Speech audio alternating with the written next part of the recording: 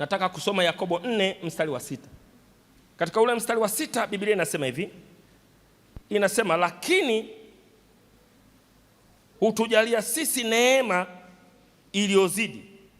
Kwa hiyo husema Mungu huwapinga wajikuzao, bali huwapa neema wanyenyekevu. Neno hili huwapinga wajikuzao, ili neno kujikuza maana yake wenye kiburi. Kwa hiyo Mungu huwapinga wenye kiburi, bali huwapa wanyenyekevu neema. Kwa hiyo anawapa wanyenyekevu kibali. Sio kwamba Mungu anawapuuza wenye kiburi, anawapinga. Yani Mungu atasimama kinyume nao. Kwa lugha nyingine, watu wenye kiburi hawafiki mbali. Nimeona wachungaji wenye vipawa vya ajabu sana. Nimeona wachungaji wenye nguvu za Mungu za ajabu sana. Nimeona viongozi wengine wenye uwezo wa ajabu, very special skills. Lakini ilipoibuka ndani yao roho ya kiburi, hawakwenda mbali. Sasa ngoja nikueleze dalili za kiburi. Hizi ndio dalili za kiburi. Namba 1, hawakubali kusahihishwa. Yaani mtu mwenye kiburi hata akikosea, ukimwambia hivi sio sawa, hakubali. Yuko tayari mgombane, yuko tayari mkosane, yuko tayari muue urafiki, lakini hakubali kusahihishwa. Watu wenye viburi wamekuwa tatizo kwenye mabaraza ya wazee. Watu wenye kiburi wamekuwa tatizo kwenye makanisa. Watu wenye kiburi wamekuwa tatizo kwenye kwaya. Watu wenye kiburi ni tatizo kila mahali, hata huko serikalini. Watu wenye kiburi ni tatizo kwenye ukoo, ni tatizo kwenye jamii. Kwa sababu kukosea ni sehemu ya maisha yetu ya kawaida. We are subject to mistakes and we learn through mistakes. Lakini mwenzetu akiambiwa hii sio sawa, ni ugomvi, ni uadui, ni chuki, ni fitina, ni visasi, kwa sababu tukaambiwa hii sio sawa. Haiwezekani bwana. Haiwezekani wewe ukosolewe, wewe Mungu. Basi wewe Mungu. Sasa kama wewe ukikosea hukosolewi, huelekezeki, hufundishiki, basi wewe Mungu. Mungu ujambo?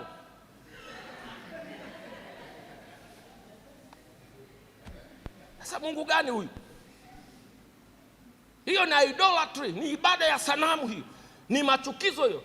Ni ngumu sana kumuona Mungu na roho ya kiburi. Yaani unajua kiburi ni upofu. Ukisha kuwa na kiburi, maana yake huoni mbele. Na unajua ukiwa huoni mbele, usitazamie kwamba utafika, utatumbukia shimoni. Ni kitu hatari sana kuongozwa na mtu mwenye kiburi. Ni kitu hatari sana kuwa na watu miongoni mwetu wenye kiburi. Ni sumu miongoni mwetu. Mungu ashughulike na roho hii na kuponya kila nafsi inayosikia. Dalili nyingine ya kiburi ni kujiona unajua kila kitu. Kujiona unajua kila kitu. Anayejua kila kitu ni Mungu. Ndio anajua yote. Yeye ndio omniscient, yeye ndio omniscience, yeye ndio omnipotent. He is all powerful, all knowing, and he is everywhere.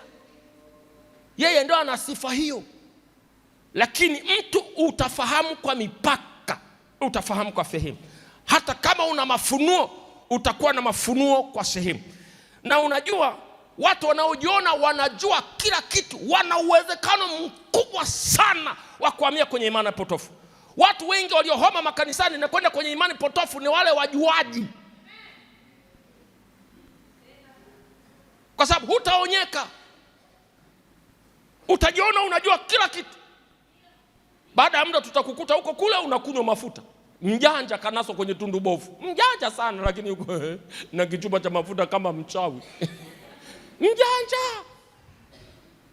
Hapa mmepoa, misiangaki na watu waliopoa poa bwana. Sisi ni watu wa mafunuo. Wewe sio watu wa mafunuo. Yani umelogwa, sasa unaelekezwa kibra ya shetani.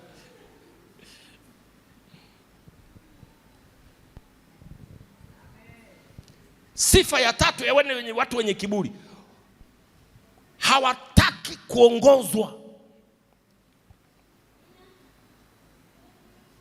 Hawataki kuongozwa. Yaani akikaa mahali kama yeye asipokuwa kiongozi, yuko tayari kuhama. Yaani mtu yuko tayari hata kusafiria kwenda mpaka kwa mchungaji nyumbani na kilo 2 za nyama, anaenda kutafuta uongozi. Jamani, haya mambo haya. Na usifikiri ameniambia mtu, mwache Roho akushughulikie. Ukiwa kwenye fundisho unakaa kama kwenye kiti cha kinyozi, akunyoe vizuri. Usitikise kichwa, utasababisha mapunye. Baba mchungaji, nimekuja, ubarikiwe sana. Yaani nimekuwaza sana, nikasema leo nikulete ukaange tu. Lakini baba mchungaji, unajua wewe hunijui mimi. Mimi bwana, ninaweza kuwa shemasi mmoja matata sana.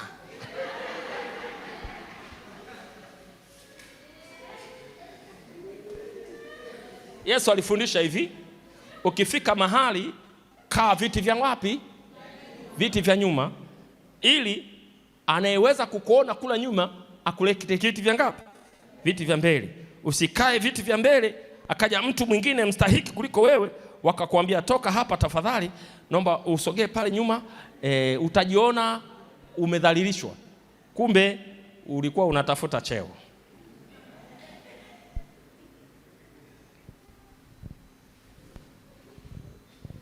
Hawataki kuongozwa. Dalili nyingine ni kukataa mamlaka halali. Kiburi ni kinyume cha unyenyekevu, na unaweza kukijua hiki ni kiburi baada unapoona wanakataa mamlaka halali. Moja ya sifa mbaya ya shetani ni kukataa mamlaka halali. Kilichomwangusha shetani ni kiburi, na kiburi tafsiri yake mojawapo ni kukataa mamlaka halali. Kukataa mamlaka halali. Wako watu mpaka hata kuwapanga viti kanisani ni shida. Mashemasi wako hapo wanapanga viti, naomba sogea mbele. Nisisogee mbele wewe. Ndugu yangu wewe, hiyo tunatesana nini? Tunatesana nini? Mpendwa samani, kuna nafasi ziko mbele, na kuona tu unanifuatilia sana. Jamani, amekufuatilia saa ngapi? Mtu wa Mungu, amekufuatilia saa ngapi? Samani mama, kuna kitu mbele, na kuona tu unanongwa na mimi. Jamani, nongwa na wewe imeanza lini? Mpaka yule shemasi akiambia hivi, kasogeze watu nyuma, sema bora niende upande ule, kuna yule mama kule. Isije kawa tabu. Yaani watu wanakukimbia. Mashemasi wanaambiana, kamsogeze wewe. Unamjua? Hii sio baraka. Nasema hii sio baraka. Nasema hii sio baraka. Nasema hii sio baraka. Nasema hii sio baraka. Kuna kitu kinatakiwa kitokee. Yesu Kristo anasema hivi, lile jiwe linapomwangukia mtu linamsagaje? Linamsaga tiki tiki. Kuna mtu anatakiwa kuangukiwa na jiwe. Nasema kuna mtu anatakiwa kuangukiwa na jiwe. Nasema kuna mtu anatakiwa kuangukiwa na jiwe. Nasema kuna mtu anatakiwa kuangukiwa na jiwe. Na kuna watu ili wavunjike lazima Mungu aruhusu majaribu mabaya. Sasa kwa nini ipite kwenye jaribu baya? Yaani ulazwe wiki 6 hospitali, utetemeke, unakunywa kwa mrija. Mpendwa, naomba maombi. Huyu ndio unajua kumbe na wapendwa wapo. Ya nini haya? Uwe na moyo mororo. Uwe na moyo uliovunjika. Uwe na moyo usio na kiburi. Uwe na moyo usio na kisirani. Uwe na moyo unaofundishika. Maana hiyo ni baraka. Nguvu za Mungu zitatembea sana na watu wa namna hii. Biblia inasema hii, moja ya sifa ya Yesu ni mpole na mnyenyekevu wa moyo. Ndio sifa ya Yesu. Na anataka tufanane na nani? Anataka tufanane na Yesu. Yesu sifa yake mojawapo ni nini? Ni mpole na mnyenyekevu wa moyo. Sasa ngoja nikuambie ushuhuda wangu. Mimi natoka kwenye kabila korofi. Wewe unawajua Wakurya? Wakurya unawafahamu? Wakurya ni watata. Moja ya changamoto kubwa ya huyo binti ilikuwa Mungu, hivi hata kama umekosea ndio unanipa Mkurya? Jamani, nani asiyewajua Wakurya? Lakini muulize leo, atakwambia mtu aliyeangukiwa na jiwe la Yesu ni mtu mwanana sana.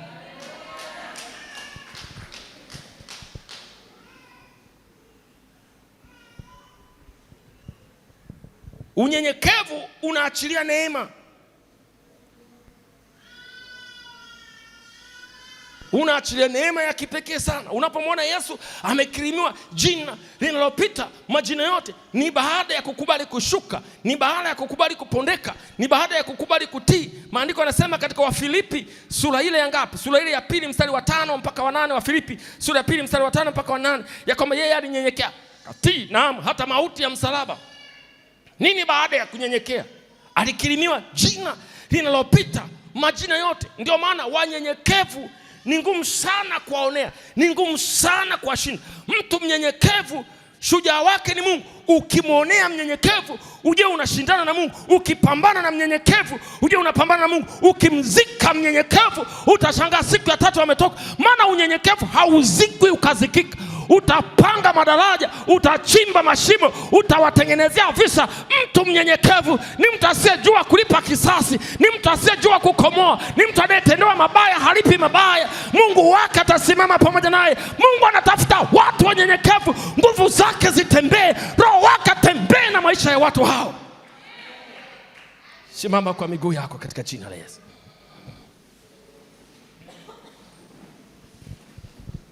Present worship team, dakika chache tunataka tuabudu. Alafu tunataka tunapoomba tumwambie Mungu, niumbie moyo mzuri. Nitengeneze Mungu. Kama uliweza kuniokoa, kwa nini ushindwe kunitengeneza? Unaweza kunitengeneza tu.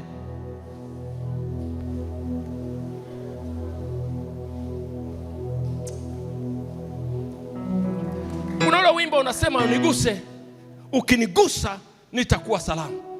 Nataka Mungu aguse maisha ya watu hapa. Niguse, ukinigusa wewe nitakuwa salama. Niguse, niguse, Jesus. ukinigusa wewe nitakuwa salama. Niguse, niguse, niguse, ukinigusa wewe nitakuwa salama. Niguse, niguse, niguse, ukinigusa wewe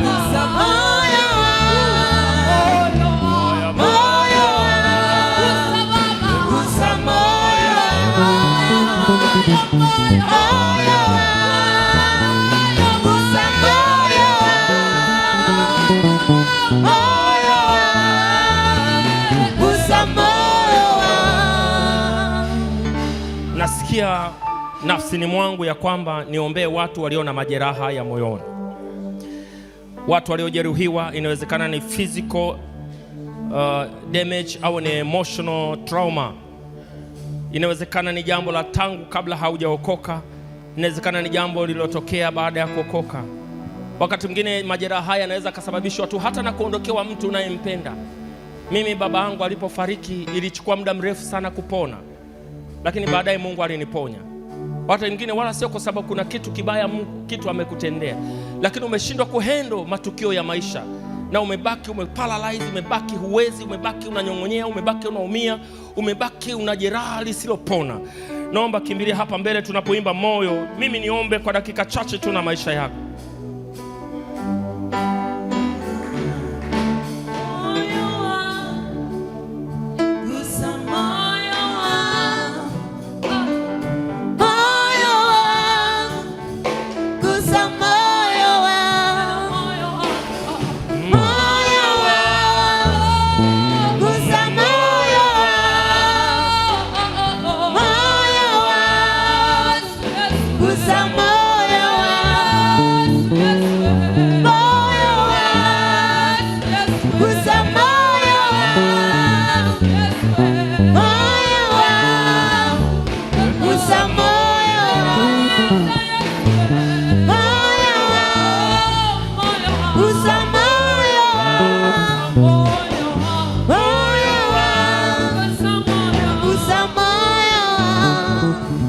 Hebu sema maneno haya. Mungu Baba, mkutano wote sema, Mungu Baba, niumbie moyo wa unyenyekevu, niumbie moyo usio na majeraha, niumbie moyo ulioponywa, niumbie moyo unaoweza kubeba nguvu zako, nifanye chombo cha uvuvi kitakachokuwa baraka kwa watu wengine walioteseka na magonjwa na mateso ya aina mbalimbali. Najitoa kwa upya mbele zako Bwana.